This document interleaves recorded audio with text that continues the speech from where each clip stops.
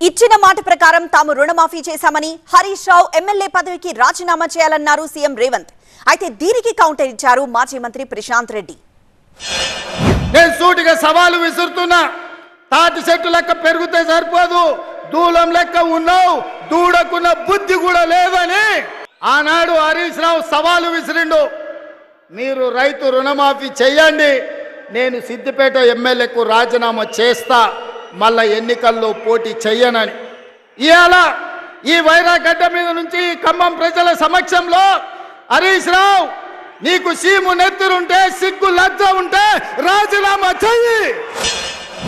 హరీష్ రావు తాటు చెట్టు అంతా పెరిగింది వాస్తవమే. ఆయనకు సీము నెత్తురు ఉన్నది కాబట్టే తెలంగాణ ఉద్యమంలో సిపాయిల ముందు వరుసలో ఉండి కొట్లాడింది తెలంగాణ కోసం. ఆయనకు సీము నెత్తురు ఉన్నది కాబట్టి నీ కాంగ్రెస్ పార్టీ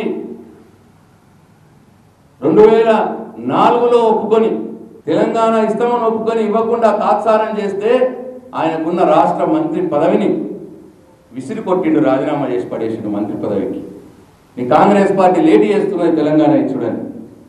ఆయన సీము నెత్తురున్న వ్యక్తి కాబట్టే 2-3 సార్లు ఎమ్మెల్యే పదవికి రాజీనామా చేసి మళ్ళీ ప్రజల ఆశీర్వాదంతో గెలిచి వచ్చినాడు.